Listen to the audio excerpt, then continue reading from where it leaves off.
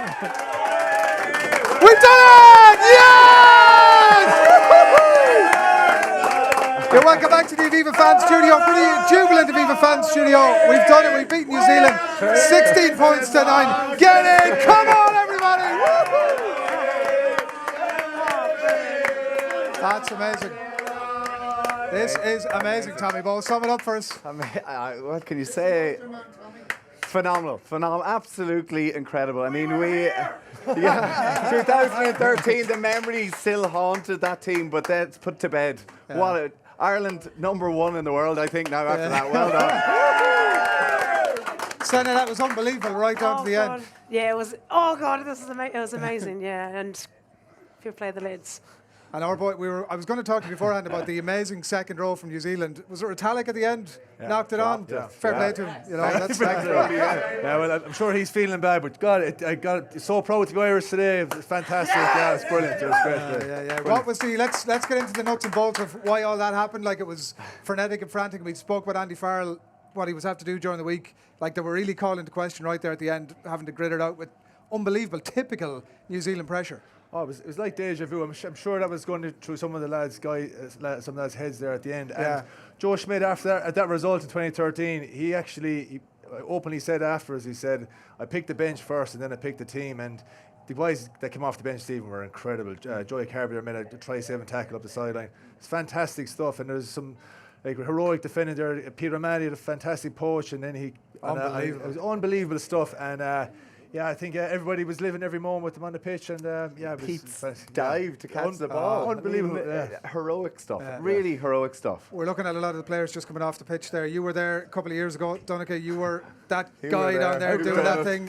What's it like for them? It's unbelievable. It's great. Yeah, it's just basically as a player, you try to match yourself against the best in the world, and then when you get a chance to perform and then beat the best in the world, it's unbelievable feeling. Unbelievable feeling, and they deserve everything because, as I said, they've been so consistent. They've turned up week in, week out, and this is like the 10th, 11th game in a row we've won the Aviva, so made it a massive fortress. And this is obviously the most consistent Irish team in history, and it's great to get behind them. Is the manner of that defeat, Tommy, almost as significant as the result in the context of what was happening for the last 5, 6, 7 minutes there of New Zealand pressure? What do you mean now? Sorry, in terms of the pressure that came on and the way they held out. And listen, we have trained for that ever since they scored that try in the corner. We now train at the end of training sessions where we train for 5 minutes with no break, literally over and over again. We think like you just can't get air, and it showed. It showed there the work rate, people calling, the communication.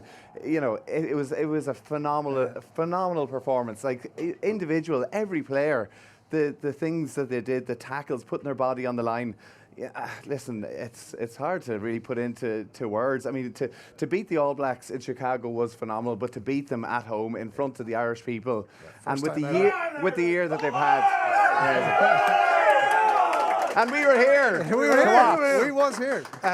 We could feel the stadium sort of rocking underneath us there, and your old captain is down there, Tommy, giving a bit of a chat to the TV at the minute. What, in terms of Rory Best and what this will mean for him and his career and all that? Listen, Rory, he played, we were just talking, he was still on 65 minutes, still leading that team. You know, he doesn't... I don't think he gets the credit that he deserves. He is captain of a team that has now won a Grand Slam, won against the All Blacks, beaten Australia away from home. There's a reason why he is so adored by his teammates and by the coaches. He leads by example. He is an incredible way of being able to enjoy himself off the pitch, but be able to actually drive standards. And he's got a great leadership group around him. But, you know, I'm just thrilled to bits from. Yeah, this place is absolutely rocking. We're going to win the World Cup, Sene, it turns out. I think Johnny Sexton needs to win the World Player of the Year as well. World Player of the Year. I think that was. Yeah, talk to us about that, about what he brought to it. He came off with sort of 4 or 5 minutes to go. He was limping his way off. I thought it was really clever to get the ball in behind the All Blacks, because other teams, that's how they've scored in the trench lines, and a kick in behind, and that was fantastic to see them score. Yeah.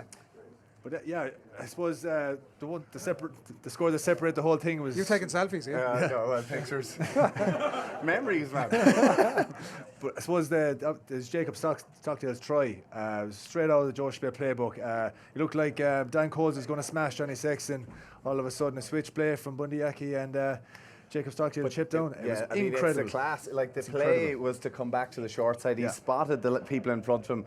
I mean, to be able to put the ball on your left foot, chase it up, dodgy bounce, and to finish as well under the pressure. I mean, to think that New Zealand didn't score a try, I can't remember the last time New Zealand did not score a try. And actually, Ireland kind of looked comfortable. Their defence, they were kind of like almost kicking. Everybody's shouting in here, "Why are you kicking it away?" They looked comfortable. New Zealand didn't know where to go. Yeah, it was the try was phenomenal. Stockdale was pretty special. The execution of it, Donnacha talks about that sort of switch play in midfield almost straight off the training ground. And the quality of Stockdale, Sene, to do that, like we saw what he did during the Six Nations, but against a quality of opposition like that, really, tonight was another landmark night for him. Isn't he an excellent athlete? And he's not even reached his potential yet, which is the exciting part. Well, that's it. And he doesn't get many opportunities, but when he's been given the ball, last week as well, he just is such a threat with ball in hand. They were worried, absolutely. They were worried, and they were rattled. Donnacha, they changed to their front row after, I think it was 7 minutes of the second half. They looked exhausted coming off the pitch. It was a testament to the guys in the first half, and that's what I said of Rory Best going to the 65th minute. I think this is maybe his 4th or 5th game this season.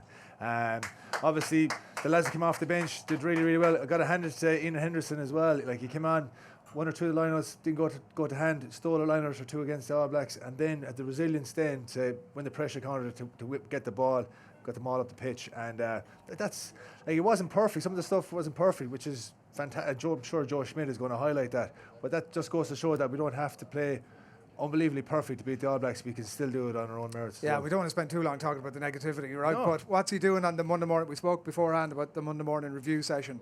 What's he picking out of that as a work on? No, it was all good. Yeah. It was fine. Joe Schmidt, he'll have the board up saying we're going to win the World Cup. He right? probably will have stuff, but I mean, like.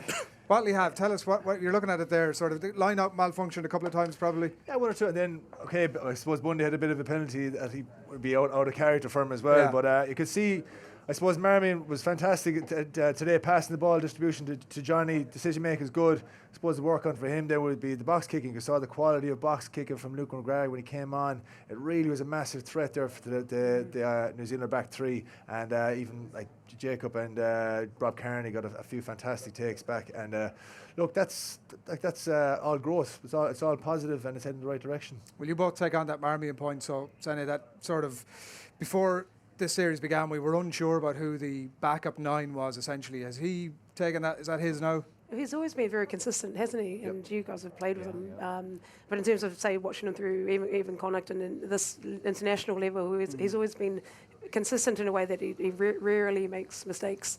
And he had a handy snipe in the first half as well, around the corner in one of the breakdowns there. But I thought he had a strong game and needed well, considering the All Blacks were trying to slow their ball down. I thought Luke McGrath, to be honest, was I thought he came on and made a bit of a difference. I think that obviously coming off the bench, and you could see the All Blacks were tired. Everybody was tired. You were saying that about sort of 60 minutes. Even before that, you were saying, geez, they looked wrecked. Let's say they looked wrecked. Honestly, I thought the All Blacks looked really tired there, and it just showed that they tried to take Ireland on physically. Ireland matched them and sent them packing. Brilliant. Exactly. Is he the backup 9 now? Is that sort of that conversation finished? Luke or go on. I don't think it's. I don't think you. Listen, Kieran had a fantastic game. I thought Luke actually came on, and Luke, in fairness, when he came on off the bench in one of the previous games, made a massive impact as well. You need someone who's going to make a massive impact. So if Conor Murray's going to be starting, and it's hard to know. It is hard to know. It's hard to try and pick who had a good game and a bad game there, to be honest with you. I mean, it was. I think they all put their shift in. If Murray isn't there, it's almost a case that maybe Marmion starts at that point. But if Murray starts, maybe McGrath's the guy for the bench. Is that? Maybe, yeah. Peter O'Mahony, you mentioned there, unbelievable stuff just before he came off as well. The steal and then the poach after that. That was maybe a pivotal point in the game, Donnacha. Yeah, that small moments like that. It didn't look like a massive thing, but it was. I can't be sure who was going to go over the line, but Pete basically he just basically snatched the ball out of his hands, and it was Ireland were able to exit, and it was just fantastic stuff. It's not really like try score or everything, but pivotal moments like that during the game, gives the guys massive lift, and it gives them massive belief. And then you can see that here the crowd was just getting in behind him, singing the Fields of Athenry. Then towards the end, you're literally finding that extra gear. And to be fair to Pete, look, he's a serious operator, like unbelievable on the poach, and he tackled his heart out this evening. Kieran Reid tried to smash him in the first half. Came off probably second best, and it was just great to see, and it just goes to show the Irish team are very, very physical. I was chatting to some of the RG boys last week, and they felt very sore after that game. Yeah. And Josh van der Fleer as well. You saw him tracking back. Rob Kearney got in between. People who've come into that team, like Josh, Rob Kearney, who hasn't played any rugby, and he's chasing back, making tackles, putting New Zealand into touch. You could just see they were feeding off the atmosphere out there. Rob Kearney was unbelievable. Super game. Yeah, I mean, it just shows the experience that he has. To not have played many games, to have been, whether his shoulder was 100% or not, to get a guy like Rob out there. You could see New Zealand had kind of thought that there was going to be space behind. He just seems to get there, hoovers it all up, and he's just such a safe pair of hands in the backfield. Ronan Carey tweets us to say, I think Peter O'Mahony must have been given a TV interview. He says, Peter O'Mahony, what a legend, man of the match, beats New Zealand, and says, obviously we have a big one next week against the States. I think his eyes might be on a bigger prize than that. We've a question from the crowd with Owen there. We do indeed. We've got Colm here who's got a question about the future, I think. Yeah, so in the last couple of years, we're dominating European club rugby. We're dominating Northern Hemisphere international rugby, and today we just dominated the All Blacks. So from a couple of players' perspective, is this all good going into the World Cup, or is there an expectation there we need to manage now? That's the most Irish question, by the way. we shouldn't have beaten New Zealand. Well, listen, there's a huge expectation. Even if we hadn't have won today, there is a massive expectation in this team now, because they won the Grand Slam so comfortably. To now have won the series in Australia, to have beaten the All Blacks. I mean, you're trying to tick boxes off going into a World Cup. And I mean, he's pretty much ticked all of them. He's given guys like Kieran Marmion a go. He's given the squad are all getting chances to play. They're all stepping up to the standard. I think that we're in a really, really strong place. Yeah, it's exciting times. Yeah. Yeah, absolutely. Yeah. What sort of that's it? I'm in agreement. Is what you're saying? That's. To be honest, it's the World Cup is a long way away. It's fantastic to see the likes of Kieran Marmion and Luke McGrath coming on for likes of Murray. The only small bit of concern I'd have if you're that far out is replacing for Johnny Sexton. And I know Joey, he's getting a few minutes here and there at the end, but you love to see him. I know he did fantastic against Australia, but it's obviously more. It gives Johnny more of a competitive edge if he knows there's someone coming behind him as well. And as well, you see that little battle, I suppose, with the line-out caller as well. We've got 2 line-out callers there, and the third wouldn't go amiss as well, because, as I said, a lot of the try this evening came from a line-out play, and it's such a pivotal area of attack that Joe relies massively on. Who would be that third line-out caller? I suppose it's a toss-up between Tyke Byrne and James Ryan. Why is he not featuring? I don't know. Don't ask me. Don't pick the team. Come on, we brought you all the way over from France to give us something. I don't know. What are you thinking? I suppose Joe's going to try and trust it for this campaign of games. I suppose he would have given him a shot against Italy and call the lineouts and get a feel for what he's like, build a relationship with Simon Easterby and see what way he's thinking. Ireland have a system of way of calling lineouts there at the moment, and Tiger's coming from a Welsh system that he just needs to learn, and the Irish system and the Munster system, which are quite similar. So that just takes time, and you can't rush experience, unfortunately. But I'm sure after maybe Six Nations, would be hopefully in a better place. What does that mean? That transfer of system, is that listen to Joe Schmidt, figure out what he wants from you, and do that? Yeah, if that's the coach's wanted, and you want to get on that plane, and you want to get picked on the team, that's what you do. That's long short of it. It's the first time since 2014 that New Zealand have failed to score a try in a game, and that was obviously against the Lions. It's the Andy Farrell factor that's at play there as well. What sort of reverberations, Sene, will this have in New Zealand in terms of their World Cup? We spoke about last week's game, obviously, and how close that was, and then the defeat tonight. Is this going to occupy people's minds quite a bit at home? I just wonder that Ireland had put so much pressure on them, on the decision makers as well, and I suppose it's probably an area of work for them in terms of their, their decision making when a defence is so strong like that, and then accuracy and where they need to get that ball in behind defensive systems. But she's fair play, Ireland. I think Ireland are number 1 in the world now, and it's something just.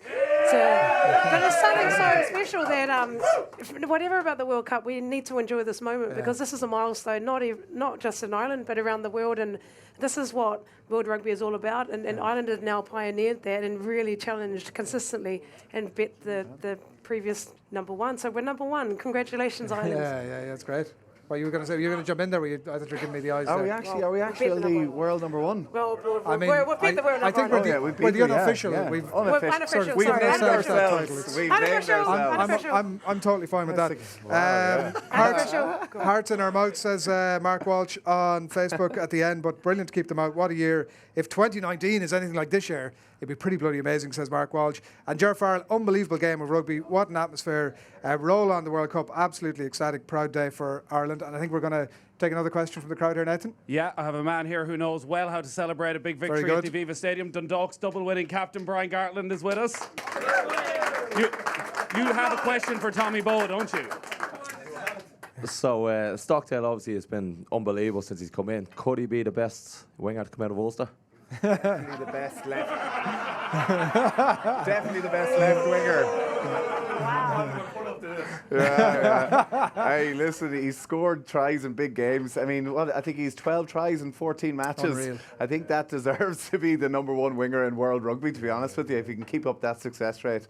And to score class tries like that, that is a real test, yourself. To score tries against maybe tier 2 teams is something, but for Jacob, he seems to pull out these tries against England, against New Zealand, against Australia, in these big games. So, that's a true test. What have we seen from that game today, Donnacha, that when Sene talks about, the rest of the world is going to sit up and pay attention to this result tonight, what have other teams been looking at from that game tonight in terms of what they can apply to their own game plans to beat the All Blacks? I suppose the ball retention is one. Ireland, like New Zealand, could not get the ball from them. There's, I think, is 97% success rate at ruck time for Ireland, which is the best in the world. In defence as well, they have a different system. Like the Kiwis do a man-on system, whereas the Irish guys do a kind of a look at the ball system. So they're kind of just marking the ball and just literally just sprinting off the line, and then anyone comes into their zone, they just have them. And it's basically, I think they can adopt that defensive system. I'm sure a lot of the New Zealand guys are going to, coach and Steve Hansen's going to look at that defence and see, especially that last scrum play, he's going to realise, God, we got to look at this, because they felt massive pressure. Barrett didn't, he only came in probably the last 4 or 5 minutes of the game, and I think and the scrum as well. I think the Irish scrum was, like before, was kind of 50-50, and whether historically we're 50-50 whether we'd have a good scrum or we'd have to depend on John Hayes to hold the thing up. Now we've just a litter of tight heads and loose heads and hookers to come in and do a great job. What are you thinking in terms of next week, Tommy, and an opportunity on the back of tonight, I'm sure, to bring in a raft of new players? I'd say there'll be a few sore heads now for a couple of days of those boys, because listen, you got to be able to celebrate a victory like that, so I hope they do get to enjoy it. And I think that the match next week was always going to be an opportunity to bring through and give other guys a chance to release, to get kind of minutes out in the Aviva Stadium, the likes of Joey Carberry, maybe Luke McGrath, maybe even actually John Cooney might get a run out. So I would say next week will be a great opportunity for guys to continue the winning run, but I would imagine a lot of those guys will be battered and will be sore for a couple of days after that. Yeah, I'm sure they will. It's been absolutely phenomenal stuff. Sene, you've been very good to come into us today because you have a big game yourself tomorrow and over the next couple of weeks. You're taking on the 2 of the top 4 teams in the world over the next couple of weeks. So thanks very much. You're very good, and fair play to my coaches and management and players who've been really supportive of ensuring that one of us was here to sort of represent the women's side and to engage with the sponsors as well. So thanks for having us here. big game tomorrow for us, 1 p.m. at Energy Park. So we're really looking forward to it. And I'm after watching that, well, I'm so pumped now. I know.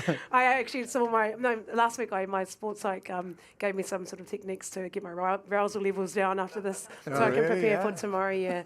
So, after tonight, after the God, game and the show, and so hanging I'm out just next to these going to guys. get those techniques in. What are you going to be doing? I will just probably do some stretching and foam rolling, Very good. just so I can get a good sleep for tomorrow. Yeah. And what are you expecting from the USA tomorrow? 4th in the world, I think.